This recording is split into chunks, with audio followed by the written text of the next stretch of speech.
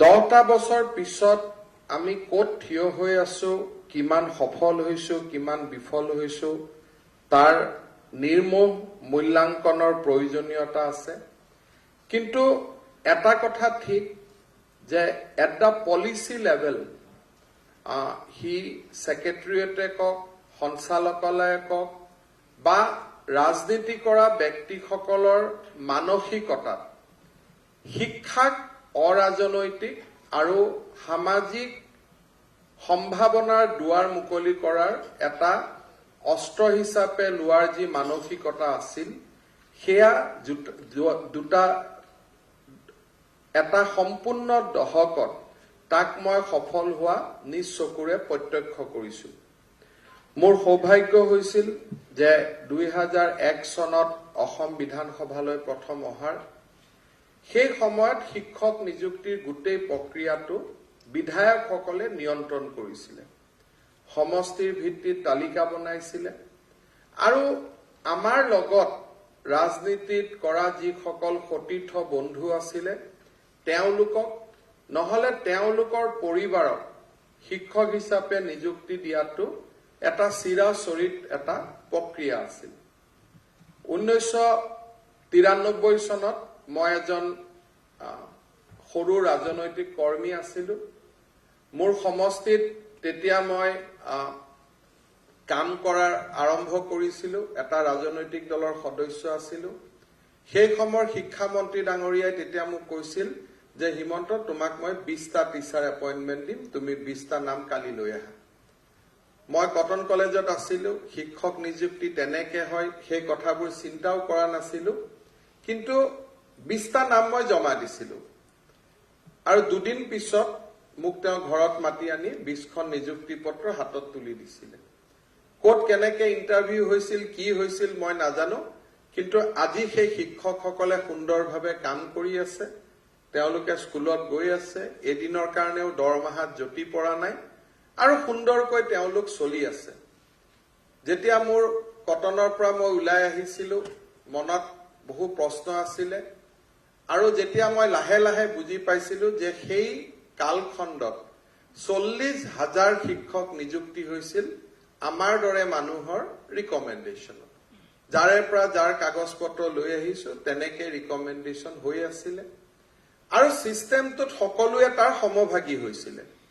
যদি ৰাজনীতি কৰা ব্যক্তিজনে 20টা দিছিলে, ডাইৰেক্টৰ এলিমেণ্টাৰী এডুকেশ্যনে 10টা দিছিলে, কমিশনাৰে 10টা দিছিলে, স্বাভাৱিকভাৱে শিক্ষামন্ত্ৰী মুখ্যমন্ত্ৰী কোটাটো ডাঙৰ হৈ হৈ গৈ আছিলে। 40,000 শিক্ষক নিযুক্তিৰ লগত বহুত নাম আৰম্ভ হল, অপাৰেশ্যন ব্লেকবোৰ্ড, বিভিন্ন ধৰণৰ নাম আৰম্ভ হল আৰু লাহে লাহে আমাৰ তলৰ শিক্ষা বিভাগৰ বিষয়াসকলে বুজি উঠিলে যে ছাৰসকলে যদি নিযুক্তি দিব পাৰে আমি কিয় নিযুক্তি দিব নোৱাৰো। লাহে লাহে তেখেতসকলেও নিযুক্তিত নামিলে। মোৰ ইমানলৈকে মই জানো যে লখিমপুৰ জিলাত এজন শিক্ষা বিভাগৰ বিষয়া আছিলে, তেওঁ নাওত উঠে আৰু পাৰত তেওঁ যাকে মেট্ৰিক পাছ কৰা ল'ৰা পায় তাকেই তেওঁ নিযুক্তি পত্ৰ দি দিয়ে আৰু তেনেকে তেওঁৰ নাম লখিমপুৰ জিলাত বিখ্যাত হৈয়ে থাকি গল। শিৱসাগৰ জিলাত এজন শিক্ষা বিভাগৰ বিষয়া আছিলে, তেওঁ কিমান শিক্ষকক নিযুক্তি দিলে সেই হিচাপটো তেওঁৰ লগতো নাই, তেওঁ নিজেও নাজানে কিমান শিক্ষকক নিযুক্তি দিলে। আৰু কোনোবা এটা পথৰ আনটো দূৰত মেধাৱী ছাত্ৰ ছাত্ৰীসকলে থিয় হৈ অপেক্ষা কৰিছিল আৰু তেনেকে সমাজ চলি গৈ আছিল। মেধাৰ লগত শিক্ষাৰ সম্বন্ধ নোহোৱা হৈ গৈছিল, মেধাৰ লগত শিক্ষাৰ পৰিচয় শেষ হৈ গৈছিল আৰু ৰাজনৈতিক কৰ্মী, কোনোবা বিষয়াৰ পত্নী, কোনোবা ঘৰত বহি থাকে মোৰ পৰিবাৰৰ গতিকে তাই ঘৰত বহি বহি মনটো বেয়া হৈ গৈছে বুলি কোনোবা ঠিকাদাৰ এজনে তেওঁৰ পত্নীৰ বাবে আনি দিয়া এখন নিযুক্তি পত্ৰ। এই ধৰণে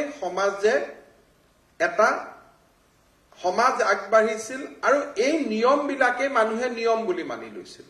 অৰ্থাৎ অনিয়মকে নিয়ম বুলি বনাৰ এটা প্ৰৱণতাই বা অনিয়মকে নিয়ম বুলি ভবাৰ এটা চিন্তাই সমাজখনক গ্ৰাস কৰিছিল আৰু সমাজখন তেনেকৈ আগুৱাই গৈ আছিল 2011 চনত মোৰ জীৱনলৈ এটা ডাঙৰ সৌভাগ্য আহিছিল যে অসমৰ শিক্ষামন্ত্ৰী হোৱাৰ সৌভাগ্য শিক্ষামন্ত্ৰী হোৱাৰ সময়ছোৱাতে সেই কালখণ্ডতে দেশত পৰিৱৰ্তন আহিছিল ৰাষ্ট্ৰই শিক্ষাৰ অধিকাৰ হিচাপে গ্ৰহণ কৰিছিল আৰু ব্যৱস্থা দিছিল যে টেট প্ৰথাৰ মাধ্যমেৰে শিক্ষক নিযুক্তি হ'ব লাগে স্বাভাৱিকভাৱে সিস্টেমে তাক মানিব খোজা নাছিলে সুপ্ৰিম কোৰ্ট হাই কোৰ্ট কেইবাখনো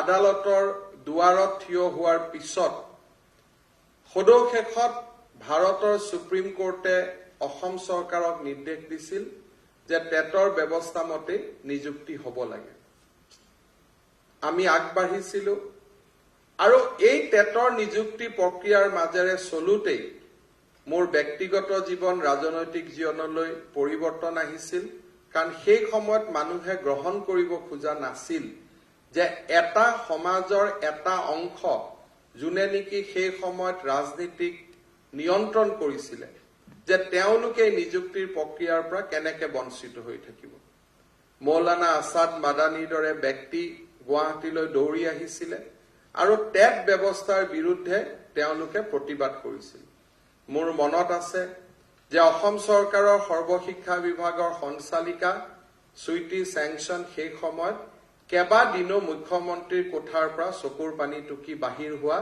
সেই দৃশ্য মোৰ এতিয়াও মনত সজীৱ হৈ আছে পৰ্দাৰ আঁৰত আমি বহুত কাম কৰিব লাগে আমি আৰু আগুৱাই গৈছিলো আৰু আমি কৈছিলো যে আমি মৌখিক নম্বৰো নলওঁ ভাৰতৰ আন ৰাজ্যত টেটৰ ব্যৱস্থা আছিল কিন্তু মৌখিক নম্বৰো নহব ইমানটো এক্সট্ৰিমলৈকে কোনো যাব প্ৰস্তুত নাছিল আমি সিদ্ধান্ত লৈছিলো যে নহয় আমি মৌখিক নম্বৰো আমি নলওঁ স্বাভাৱিকভাৱে অসমৰ মিডিয়া অসমৰ বৌদ্ধিক মহল কোনো প্ৰস্তুত নাছিল তেনেকুৱা এটা পৰিৱৰ্তনৰ কাৰণে কোনোবাই কৈছিলে এওঁলোকৰ 9 মাহৰ চাকৰি 9 মাহত ওলাই যাব কোনোবাই কৈছিলে যে এইবিলাক সঁচা নহয় আৰু সকলোকে আমি এক প্ৰকাৰ সকলোকে কৰবাত থৈ সকলোৰে চিন্তা চৰ্চা কৰবাত থৈ আমি সেই সময়ত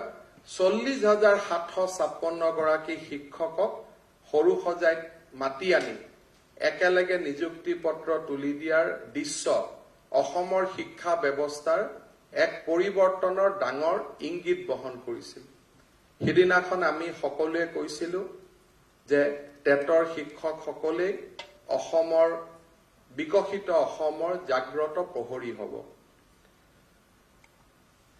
তাৰ পিছত শিক্ষা ব্যৱস্থাত নিযুক্তিৰ প্ৰক্ৰিয়া চলি থাকিল আৰু আজিৰ মুহূৰ্তলৈকে 1,50,426 গৰাকী ব্যক্তিৰ হাতত নিযুক্তি পত্ৰ তুলি দিয়া অসমৰ ইতিহাসৰ কিজানি মই এজন শিক্ষামন্ত্ৰী হৈ থাকি গলো যে আজিৰ দিনটো লৈ পেলাই 1,50,426 গৰাকী ব্যক্তিৰ হাতত উচ্চ মাধ্যমিকতে হওক নিম্ন মাধ্যমিকতে হওক কলেজতে হওক প্ৰাদেশিকৰণতে হওক এছএছৰ জৰিয়তে হওক ষ্টেট পুলৰ জৰিয়তে হওক 1,50,026 গৰাকী শিক্ষকৰ হাতত নিযুক্তি পত্ৰ তুলি দিয়াৰ মোৰ সৌভাগ্য হৈছিল এই চৰকাৰ অহাৰ পিছত সোণোৱাল ডাঙৰীয়াৰ চৰকাৰ অহাৰ পিছত আমি এই ব্যৱস্থাটো আৰু নতুন গতি দিয়াৰ চেষ্টা কৰিছিলো আমি ঐকান্তিকতাৰে প্ৰচেষ্টা কৰিছিলো যে প্ৰতি বছৰে নিযুক্তি হওক সৰ্বশিক্ষাত কাম কৰি থকা মানুহবিলাক নিয়মীয়া হওক নিয়মীয়াবিলাকৰ খালী হোৱা পদত আকৌ সৰ্বশিক্ষাত নিযুক্তি হওক এটা আমি বৃত্তত পেলাই শিক্ষা ব্যৱস্থাটোক মসৃণ কৰাৰ চেষ্টা কৰিছিলো কিন্তু আজি যদি মোক কোনোবাই সোধে যে নিযুক্তি হল মেধা ছাত্ৰ ছাত্ৰী শিক্ষক হল কিন্তু ছাত্ৰ ছাত্ৰীৰ জীৱনলৈ কিমান পৰিৱৰ্তন আহিল মোৰ এতিয়াও এই প্ৰশ্নটোৰ উত্তৰ দিবলৈ গৈ মোৰ দুখ লাগে যে এই পৰিৱৰ্তনে অসমৰ ছাত্ৰ ছাত্ৰীক স্পৰ্শ কৰিবৰ কাৰণে যিমানটো চেষ্টা হ'ব লাগিছিল, যিমানটো হোৱাৰ প্ৰয়োজনীয়তা আছিল, সেই চেষ্টা কৰবাত নহয় কৰবাত আজিও জটি পৰি ৰৈ থাকিল। যিসকলে নিযুক্তি পত্ৰ এটা টকাও খৰচ নকৰাকৈ নিযুক্তি লৈছিলে, তেওঁলোকে নিজৰ ট্ৰান্সফাৰৰ কাৰণে 50,000, 60,000, 1 লাখ টকালৈকে খৰচ কৰি ব্যৱস্থাটোক আকৌ পংকিল কৰি পেলালে। আমি যদি গংগাৰ পানী কৰবালৈ নমাই অনাৰ চেষ্টা কৰিছো, কোনোবাই আন এটা ফালৰ পৰা আমাৰ গুৱাহাটী মহানগৰীৰ আৱৰ্জনাৰ পানীবিলাক সুমুৱাই দিয়াৰো প্ৰচেষ্টা কৰিলে।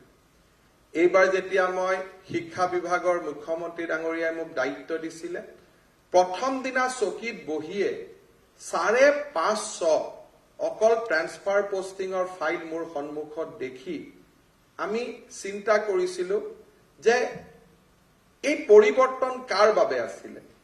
অসমৰ ছাত্ৰ ছাত্ৰীসকলৰ সেই পৰিৱৰ্তনত অধিকাৰ নাছিলে নেকি? বহুত ধৰণৰ কথা ওলাই। গৃহ জিলা, কোনখন গৃহ জিলা? মোৰ জন্ম আছিল যোৰহাটত, মোৰ পৰিবাৰ থাকে গুৱাহাটীত, কাম কৰিব লাগে কৰবাত। মুখ্যমন্ত্ৰী ডাঙৰীয়াৰ জন্ম চাবুৱাত, তেওঁৰ কৰ্মস্থান মাজুলী। এইখন অসমৰ মাজতেই মেধাৰ শিক্ষক পাব লাগে ছাত্ৰ ছাত্ৰীসকলৰ অধিকাৰ। যদি চৰ অঞ্চলত চৰৰ শিক্ষক এজনে যদি পঢ়ুৱাব লাগে, যিজন শিক্ষকে হয়তো এতিয়ালৈকে BEd পোৱা নাই, টেট পাছ কৰা নাই, তেতিয়াহ'লে ব্যৱস্থাৰ প্ৰয়োজন কিয় আছিল? নতুন নতুন কথা, যুক্তিৰ শেষ নাই, যুক্তিৰ কোনো অন্ত নাই। যেন ছচিয়েল মিডিয়া, ফেচবুকখন গোটেই যুক্তিৰ সাগৰ কৰিবৰ কাৰণে আমি নিৰ্মাণ কৰিলো। কিন্তু সেই যুক্তিৰ সাগৰত এটা যুক্তি নাহে যে মই কিমান শ্ৰেণী কৰিলো, মই কিমান ক্লাছ কৰিলো। তাক বাদ দি সকলো যুক্তিৰ মহাসাগৰ হৈ পৰিল। এই নিযুক্তি প্ৰক্ৰিয়াৰ বাবে আমাৰ 3টা বছৰ গুৱাহাটী উচ্চ ন্যায়ালয়ত কিমান গোচৰ হল, তাত এটা গোচৰতো অভিযোগ নাই যে কোনোবা ৰাজনীতি কৰা ব্যক্তিয়ে টকা খাব খুজিছে, কোনোবা সিলেকশন কমিটিত ভুল আছে। অদ্ভুত যুক্তি। মই টেট পাছ কৰিছো মাদ্ৰাছাত, মোক চাকৰি লাগে প্ৰাথমিক বিদ্যালয়ত। তাত কোনো যুক্তিৰ কোনো অন্ত নাই, যুক্তিৰ কোনো শেষ নাই। মই অমুকটো কৰিছো, তমুকটো কৰিছো, কিন্তু আমি কোনেও বুজি নাপাওঁ যে ব্যৱস্থাটোক যদি আমি বন্ধ কৰি নথওঁ, ব্যৱস্থাটো চলি থাকিলে আমাৰ সকলোৰে সমস্যা সমাধান হ'ব। আজি এই সামান্য নিযুক্তি প্ৰক্ৰিয়াটো আৰম্ভ হোৱা বাবে ছেপ্টেম্বৰত আৰু 10,000 শিক্ষকৰ নিযুক্তি হ'ব। সৰ্বশিক্ষাত খালী হোৱা পদবিলাকত আৰু 5,000ৰ নিযুক্তি হ'ব। অৰ্থাৎ এটা নিযুক্তি প্ৰক্ৰিয়া বন্ধ কৰাৰ কাৰণে 15-20 হাজাৰ যুৱকে আজি 3টা বছৰত নিযুক্তিৰ পৰা বঞ্চিত হৈ থাকিল। আৰু সেই বঞ্চিত হোৱাৰ সুযোগ লৈ অমুকত শিক্ষক নাই, তমুকত ট্ৰান্সফাৰ, তমুকত পোষ্টিং। আমি কোনেও ব্যৱস্থাটোক সক্ৰিয় কৰিব নোখোজো, ব্যৱস্থাটোক শক্তিশালী কৰিব নোখোজো। মনত অসম প্ৰেমৰ কোনো অভাৱ নাই। যেতিয়া ফেচবুকত অসমীয়াৰ বিষয়ে লিখিব যায়, মই অসমীয়াৰ কোনো শেষ নাই। কিন্তু সেই অসমীয়াৰ ভিতৰতে নলবাৰীৰ অসমীয়াখিনি মই নহয়, মই শিৱসাগৰতহে পঢ়াম। শিৱসাগৰৰ অসমীয়াখিনি মোৰ কাৰণে প্ৰযোজ্য নহয়, মই গৈ বৰপেটাৰ অসমীয়াখিনিকহে পঢ়াম। এয়া জাতি গঠনৰ প্ৰক্ৰিয়া নহয়। আজি মই গৌৰৱ অনুভৱ কৰো যে কাৰ্বি আলং, ডিমা হাছাওত আজি এছাম শিক্ষক আছে যিসকলে জীৱনটো সেই জিলাবিলাকত দিছিলে, যিসকলে অসমৰ আন জিলাৰ পৰা গৈ সেই জিলাবিলাকত শিক্ষাৰ পোহৰ আনিছিলে।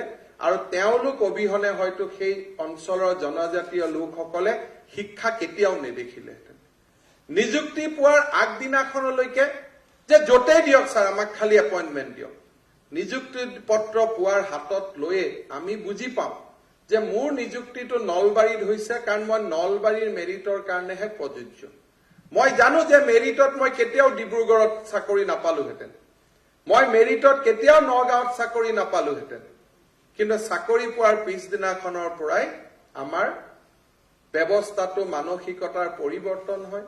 নিবনুৱা ডেকা ল'ৰাজনে যিজনে 2 লাখ টকা দিব পৰা অৱস্থাত নাছিলে, 40,000 টকা দৰমহা পোৱাৰ লগে লগে মাহত 10,000কৈ জমাই 1 লাখ টকা যেতিয়া কাৰোবাক দিব পৰাৰ ব্যৱস্থাত আহে, তেতিয়াই ব্যৱস্থাটোক পংকিল কৰাৰ কামত নামি যায় আৰু সেইসকল ব্যক্তিয়ে যেতিয়া ফেচবুক ছচিয়েল মিডিয়াত পোষ্ট দিব তেতিয়া এওঁলোকক এনেকুৱা লাগে যেন এওঁলোক মহাত্মা গান্ধীৰ ঘৰতেই জন্ম হৈছিল ভুলতেহে তেওঁলোক অসমত কিবা কাৰণত আহিল এই ব্যৱস্থাটোৱে কাক স্তব্ধ কৰে আমি যদি শিক্ষা ব্যৱস্থাত বুৱতী গংগা নমাই আনিব খুজিছো তাক যদি আমি ৰখাব খুজো সেই ব্যৱস্থাটোৱে আমাৰ দৰে শত শত দুখীয়া ল'ৰা ছোৱালীক বঞ্চিত কৰে শিক্ষাৰ পৰা বঞ্চিত কৰে শিক্ষক নহলে শিক্ষাৰ্থীৰ কোনো স্কুলত যোৱাৰ প্ৰয়োজনীয়তা বন্ধ হৈ যায় আৰু শিক্ষক নিযুক্তিৰ প্ৰক্ৰিয়া বন্ধ কৰাৰ লগে লগে সমাজত বিশৃংখলতাৰ সৃষ্টি হয়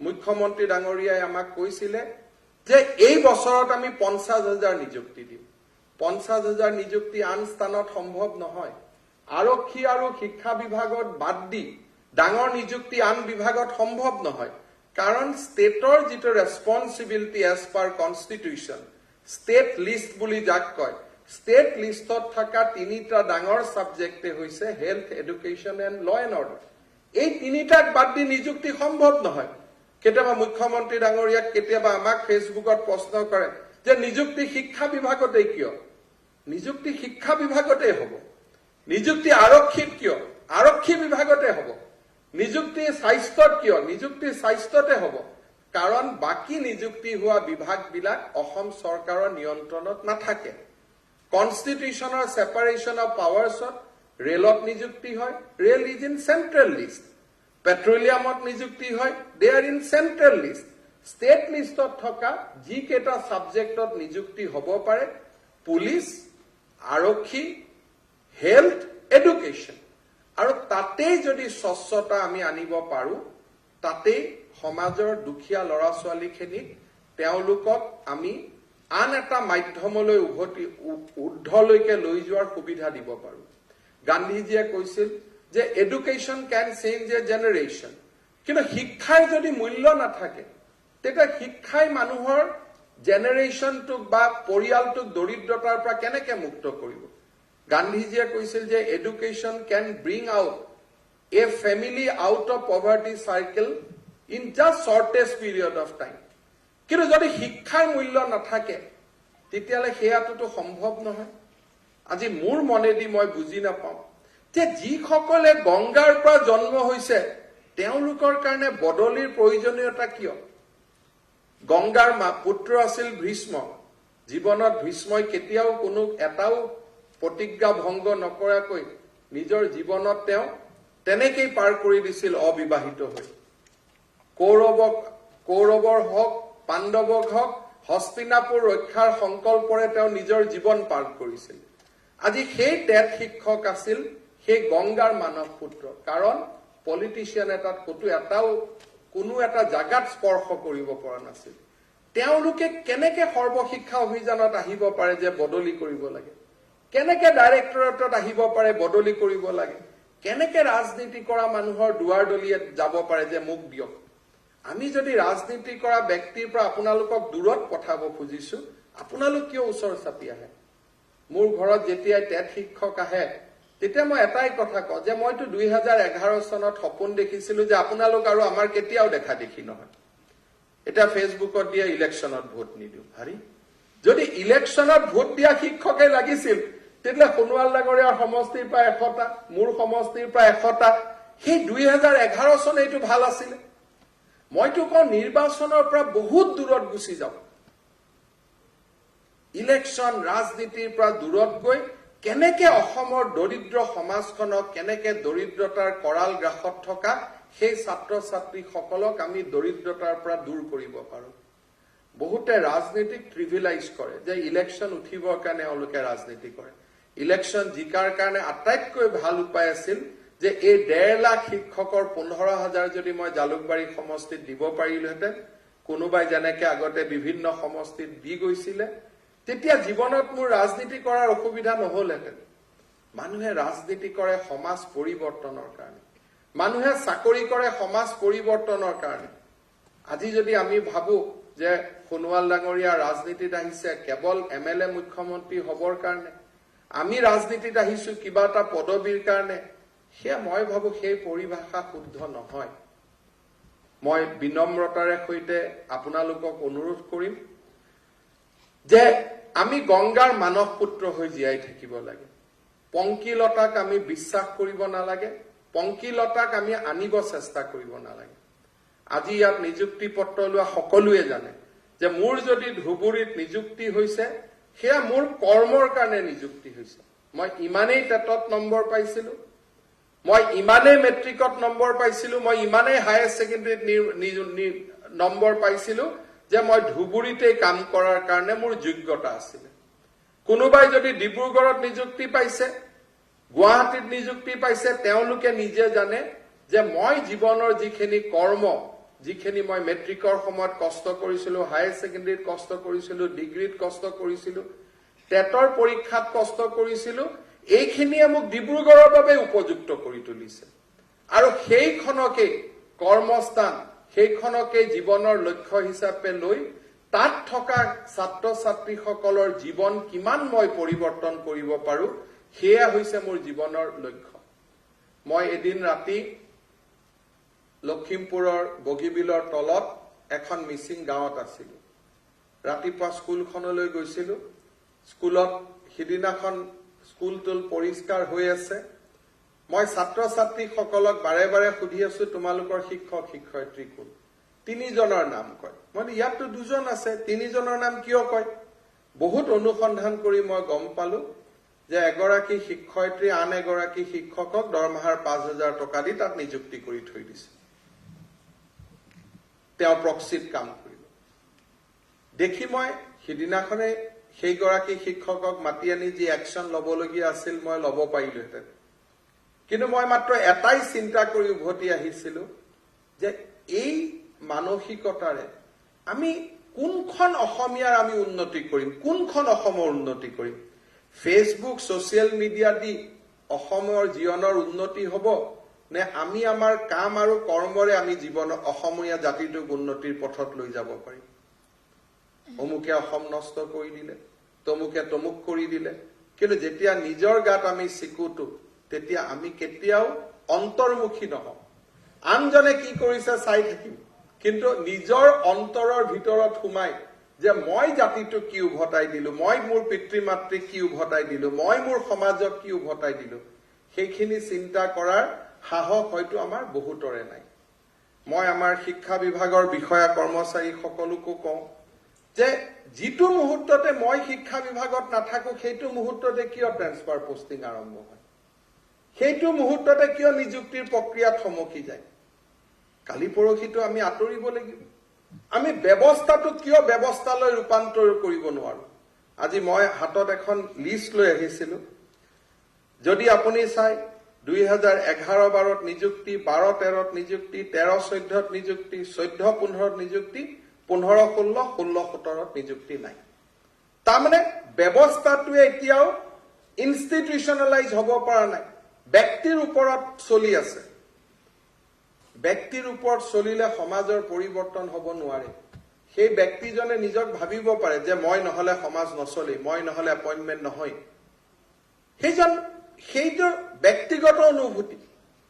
কিন্তু যেতিয়ালৈকে ব্যৱস্থাটো যদি নিয়ন্ত্ৰণত নাহে, ব্যৱস্থাই যদি কাম কৰিব নিশিকে, তেতিয়াহ'লে তাততো আৰম্ভ হ'ব নোৱাৰে।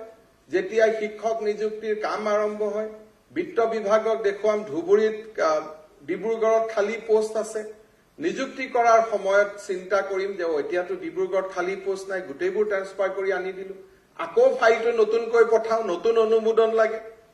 এনেকে চলি থাকোতে থাকোতে থাকোতে থাকোতে একোটা জীৱন 40 বছৰ পাৰ হৈ যায়, 41 বছৰ বহিব, 38 গৈ 39 হয়। তাৰ পিছত আকৌ তেওঁ আৰম্ভ কৰিব যে মইতো অমুক তাৰিখে মোৰ বয়স 38 আছিল, আজি মোৰ 39 হৈ গল, এতিয়া 1 বছৰ এক্সটেনশ্যন কৰ। আকৌ তাৰ প্ৰক্ৰিয়া আৰম্ভ হল। এই ধৰণে বিশৃংখলতাৰ মাজত সোমাই যোৱাৰ আমাৰ এটা প্ৰৱণতা আছে। মই আমাৰ শিক্ষা বিভাগক এটাই কথা কৈছো যে মুখ্যমন্ত্ৰী ডাঙৰীয়াই কৈছিল যে 55,000 নিযুক্তি হ'ব লাগে। আমি প্ৰচেষ্টা কৰিছো যে আমাৰ দায়িত্বত থকা নিযুক্তিখিনি আমি সম্পূৰ্ণ কৰিব লাগে। ছেপ্টেম্বৰ মাহৰ প্ৰথম সপ্তাহত আমি আকৌ শিক্ষক নিযুক্তিৰ বিজ্ঞাপন দিম। আপোনালোকে চিন্তা কৰক, ইয়াত আপোনালোকৰ মাজতো 2-এজন কেছ কৰা ল'ৰা ছোৱালী আছে, ইয়াত নাই, অনলাইনত ৰখি আছে। কিন্তু আমি কাক বন্ধ কৰি থৈছিলো? আজি যেই মুহূৰ্ততে আমি খুলিম 7-8 হাজাৰ 10 হাজাৰ ছেপ্টেম্বৰত আমি নিযুক্তি দিব পাৰিম।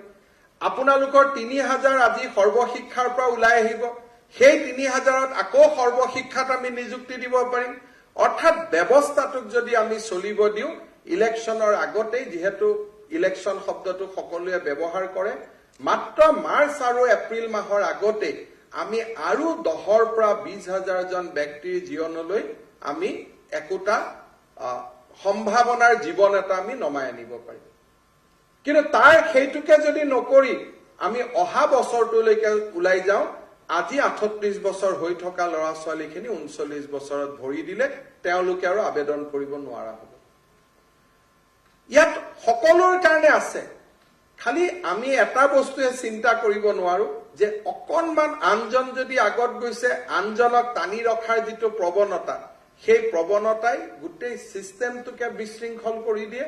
আৰু বিশৃংখলতা চিষ্টেমৰ পৰা চৰকাৰী নিয়ন্ত্ৰণত, বিশেষকৈ চৰকাৰৰ নথি পত্ৰৰ পৰা ওলাই আহিবৰ কাৰণে হিউমেন এফৰ্ট দি নহয়, তাক ছুপাৰ হিউমেন এফৰ্টৰ প্ৰয়োজনীয়তা হৈ পৰে।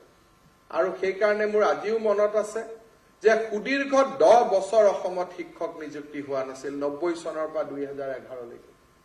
আৰু যোৱা 18 চনৰ পৰা মুখ্যমন্ত্ৰী ডাঙৰীয়া আমাৰ সকলোৰে আপ্ৰাণ চেষ্টা থকাৰ পিছতো মোৰ মনত আছে যে 2018 চনত আমি খুব সম্ভৱ প্ৰথম আমি 16-17ত আহি আমি 12,000 ছাত্ৰ ছাত্ৰীক আমি নিযুক্তি দিছিলো। 17-18তো আমি 911 গৰাকীক নিযুক্তি দিছিলো। আৰু সৰ্বশিক্ষা অভিযানৰ অধীনতো 2017-18ত 7,016, ষ্টেট পুলত 12,488, 18-19 এটা বৰ্ষত আমি এজনো নিযুক্তি দিব নোৱাৰিলো। হয়তো 19-20 পাৰ হৈ গ'লহেঁতেন যদি হিউমেন এফৰ্টটো আমি ছুপাৰ হিউমেন এফৰ্টলৈকে ৰিপ্লেচ নকৰিলোহেঁতেন। আমাৰ প্ৰীতম শইকীয়াৰ পৰা আৰম্ভ কৰি বিজয়া চৌধুৰীৰ পৰা সঞ্জীৱ ভূঞালৈকে সকলোৱে এটা ছুপাৰ হিউমেন এফৰ্ট দিয়াৰ কাৰণে আজি আমি এই দিনটোত আহি উপস্থিত হ'ব পাৰিলো। হিউমেন এফৰ্ট দি হয়তো সেই কাম সম্ভৱেই নাছিল। মই এই কথাখিনি এইকাৰণে আপোনালোকক ক'ব খুজিছো, আমি বিচাৰিছো যে অসমৰ বিশেষকৈ টেট পাছ কৰা শিক্ষকসকল গংগাৰ মানস পুত্ৰ হৈ থাকক। যেনেকে ভীষ্মই হস্তিনাপুৰ ৰক্ষাৰ সংকল্পৰে 3টা প্ৰজন্ম পাৰ কৰিছিল, তেনেকে আপোনালোকে অসমৰ শিক্ষা ব্যৱস্থাৰ পৰিৱৰ্তনৰ বজ্ৰকঠোৰ সংকল্পৰে আপোনালোকৰ চাকৰি জীৱনখিনি আপোনালোকে পাৰ কৰক। অমূল্য আনন্দ পোৱা যায়। এটা সময়ত জীৱনে কৰবাত ৰখি যায়, জীৱনে কৰবাত স্তব্ধ হয়।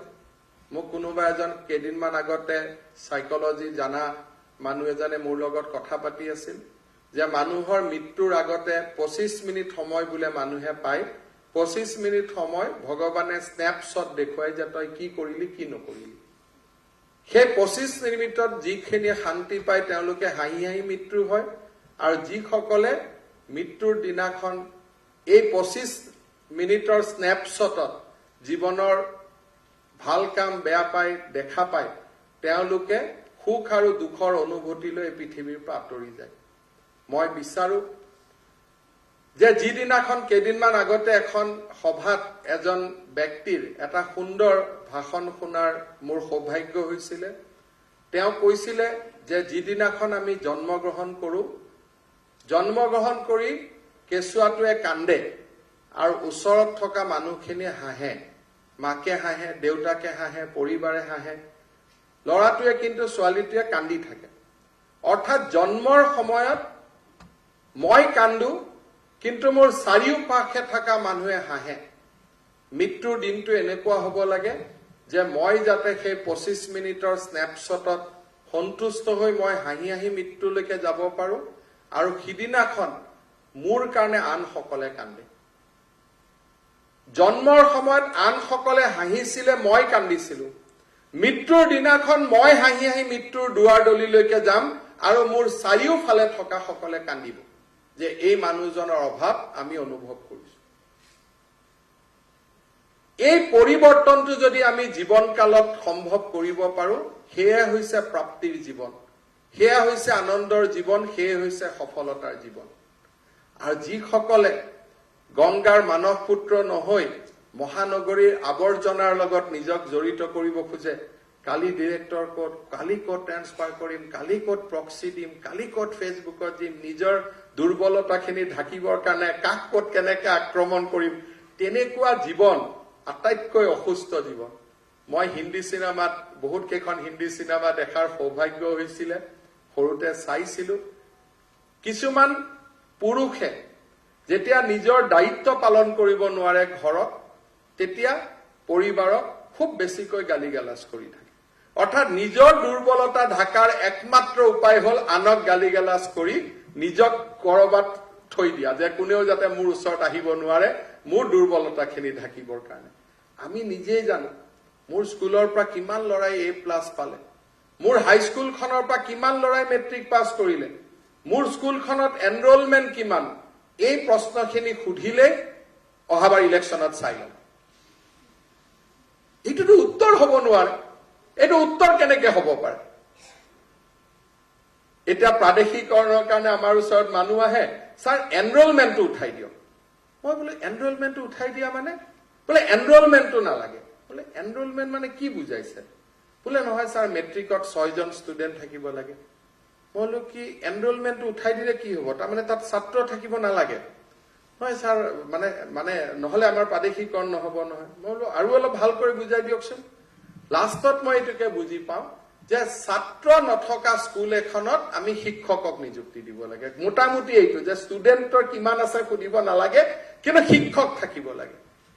এতিয়া যদি মানুহে যদি কয় যে মোৰ স্কুলখনত ষ্টুডেণ্ট থাকিব নালাগে, কেৱল মাত্ৰ টিচাৰ থাকিব লাগে, তেনেকুৱা এটা সমাজৰ ফালে যদি আমি যাব লাগে, তে সেইখন সমাজ শেষ হবৰ কাৰণে কিমান দিন সময় লাগিব?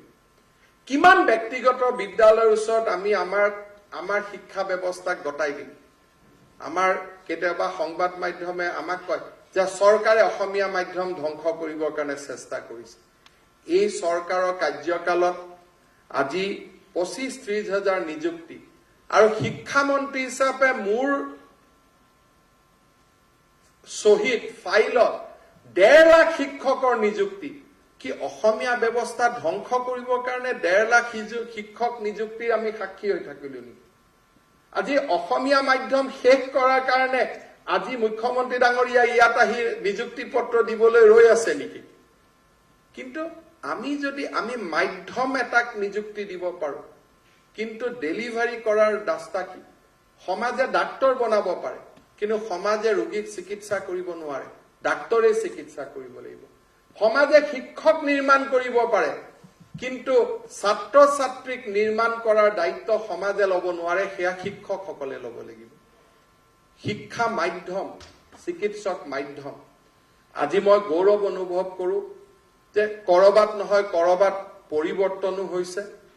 এই কৰোনা কালত অসমৰ স্বাস্থ্য বিভাগৰ চিকিৎসকসকল যি ধৰণে নাৰ্ছ, লেব টেক্স, MPW, তেওঁলোকে যিসকলে সমাজৰ কাৰণে যি ধৰণে থিয় দিছে, তাক দেখি গৌৰৱেৰে বুকু উফন্দি উঠে যে আমি কৰবাত নহয় কৰবাত সমাজে আজি পৰিৱৰ্তনৰ মুখ দেখিছে।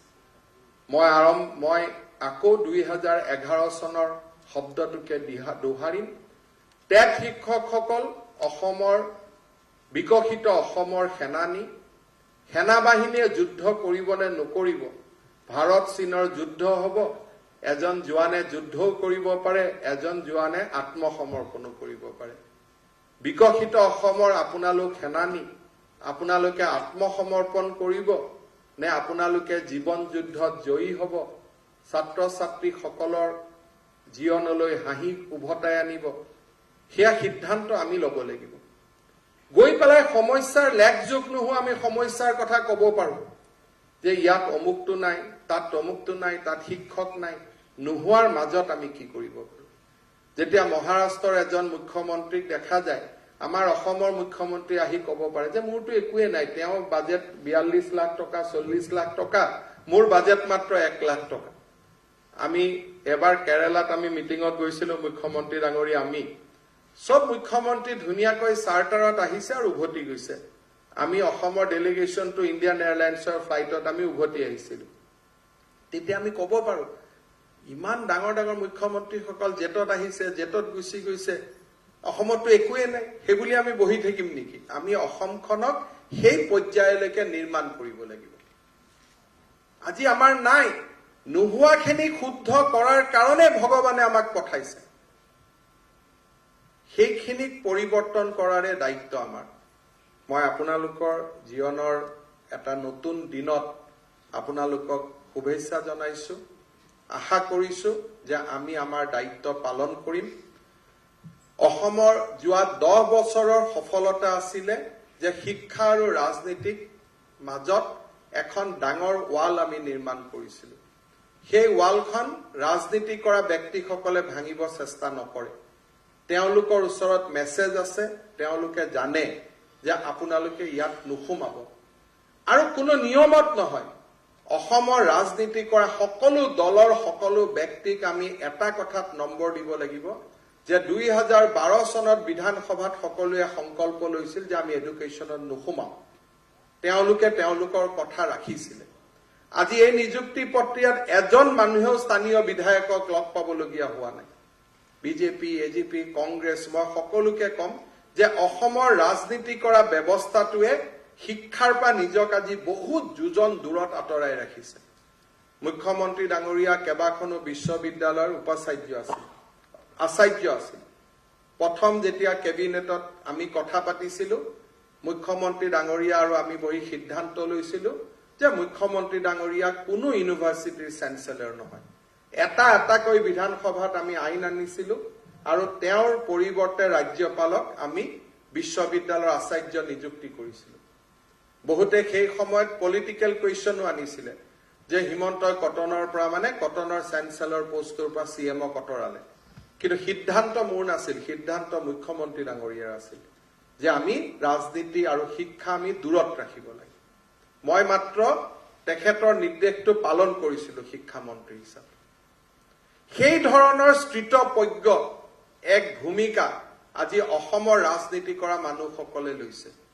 মই ভাবো টেট শিক্ষকসকলেও একেটাই সংকল্প লওক কোন ডাইৰেক্টৰ আমি চিনি নাপাওঁ কোন ডিঅ আমি চিনি নাপাওঁ কেনেকে ট্ৰান্সফাৰ হয় আমি নাজানো আমি মাত্ৰ নিৰন্তৰ কাম কৰিম এটা সময় আহিব বিধানসভাত আইন হৈছে কম্পিউটাৰত ট্ৰান্সফাৰৰ আবেদন আহিব তাতে আবেদন কৰিব মেৰিটত আবেদন হ'ব আৰু গোটেই ব্যৱস্থাটোক শৃংখলিত হ'ব সুযোগ দিয়ক এই শৃংখলিত ব্যৱস্থাটোৱেহে আমাক আনন্দ দিব আমাক হৰ্ষান্বিত কৰিব এই ব্যৱস্থাটোৰ ফালে আমি যাবৰ কাৰণে চেষ্টা কৰাৰ প্ৰয়োজন আছে আৰু মই ভাবো আপোনালোকে সেই প্ৰয়োজনীয়তাক আপোনালোকে স্বীকাৰ কৰিব আজি দিনটো আমি বহুখিনি নিযুক্তি দিব খুজিছিলো কিছু বাধাৰ কাৰণে মই নাজানো আমাৰ মুখ্য সচিব ডাঙৰীয়া ইয়াত আছে যে আমি বহুত বছৰৰ পৰা চেষ্টা কৰিও আমি শিডিউল ট্ৰাইব হিলছৰ থকা পোষ্টবিলাক আমি পুৰা কৰিব নোৱাৰা হৈছো প্ৰায় 2000 পোষ্ট আজিৰ দিনটোতো খালী হৈ আছে আমি বিচাৰো কাৰ্বি আলং উত্তৰ কাছাৰৰ পৰা বহুত ল'ৰা ছোৱালী ওলাই আহক শিক্ষক নিযুক্তিত যোগ দিয়ক কিন্তু বহু চেষ্টাৰ পিছতো স্পেচিয়েল টেট আদি অনুষ্ঠিত কৰাৰ পিছতো আজিৰ নিযুক্তি প্ৰক্ৰিয়াটো আমি প্ৰায় 2500 পোষ্ট আমি খালী ৰাখিবলগীয়া হ'ল শিডিউল ট্ৰাইব হিলছৰ উপযুক্ত কেণ্ডিডেট নোপোৱাৰ কাৰণে কি কৰিব পৰা যায় মই ভাবো যে চৰকাৰে কালেক্টিভলি চিন্তা কৰিব লাগে আমি সাময়িকভাৱে ইয়াক ডিৰোষ্টাৰ কৰিব পাৰো নেকি পিছত আকৌ সেই কমিউনিটিৰ পৰা যেতিয়া মানুহ ওলাব আমি পোষ্টখিনি উভতাই দিম কাৰণ প্ৰতি বছৰে আমাৰ 3000 4000 পোষ্ট খালী হয় কোনোবা এটা মুহূৰ্তত অকল তেখেতসকলৰ বাবে আমি নিযুক্তি কৰিব পাৰো বা আন যি নহওক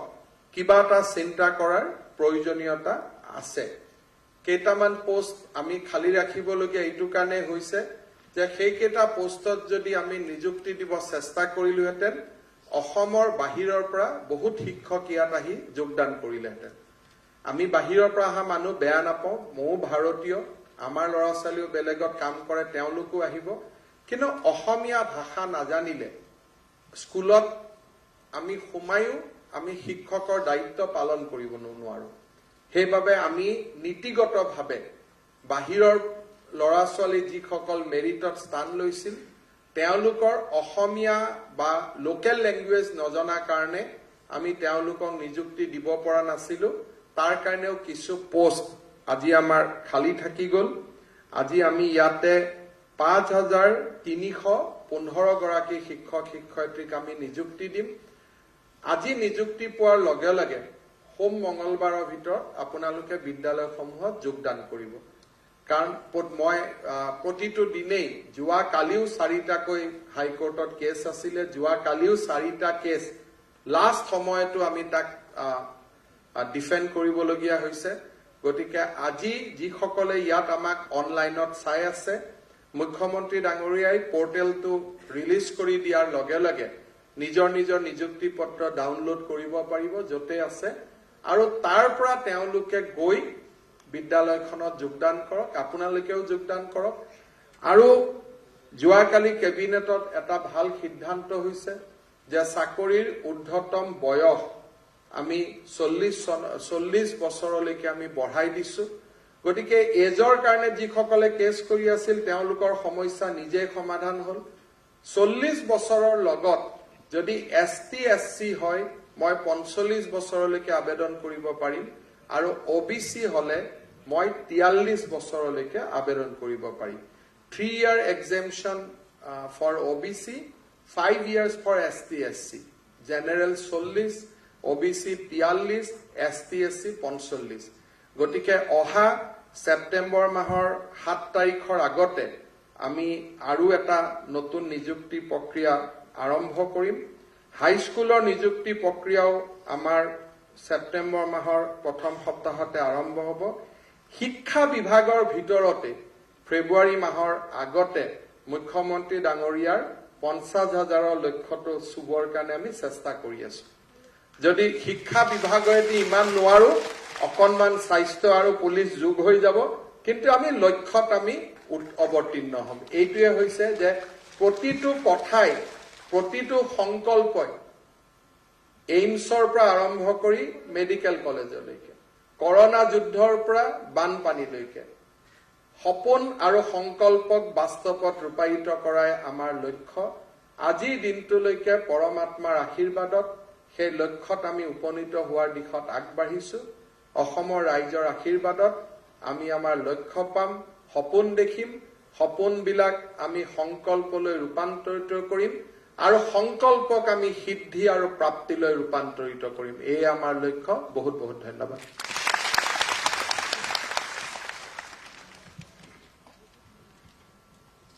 মাননীয় শিক্ষামন্ত্ৰী ডক্টৰ হিমন্ত বিশ্ব শৰ্মা মহোদয়ক ধন্যবাদ জ্ঞাপন কৰিছো। এইবাৰ আমি আগবাঢ়িছো, আমি অপেক্ষা